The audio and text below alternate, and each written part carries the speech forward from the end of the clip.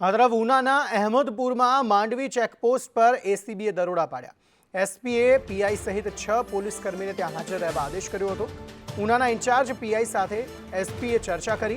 વહીવટદાર ACB સમક્ષ પોપટ બની જતા પોલીસ ભીંસમાં જોવા મળી રહી છે। રાકેશ પરડવા વધુ માહિતી આપી રહ્યા છે। રાકેશ, જણાવશો શું વધુ વિગતો?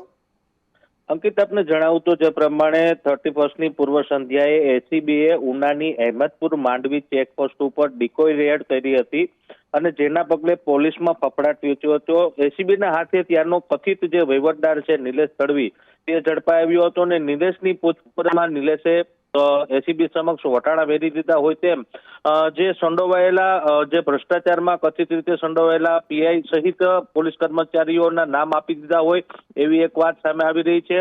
હાલ એસીબીના ડીવાયએસપી દ્વારા ઉનાના પીઆઈ ગોસ્વામી સહિત 6 પોલીસ કર્મચારીઓને નિવેદન નોંધવા માટે નોટિસ ફટકારવામાં આવી છે, જેને પગલે પોલીસ તંત્રમાં ખળભળાટ મચ્યો છે।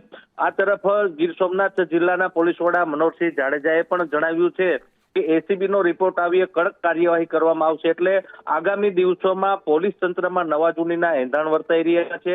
હાલ તો જે પ્રમાણે એસીબીની તપાસ ચાલી રહી છે તેને પગલે ઉનાનું જે પોલીસ તંત્ર છે, ઉનાના પોલીસ તંત્રના પગ નીચે રેલો આવ્યો છે અને ખળભળાટ મચ્યો છે। અંકિત, આભાર સમગ્ર માહિતી આપવા માટે।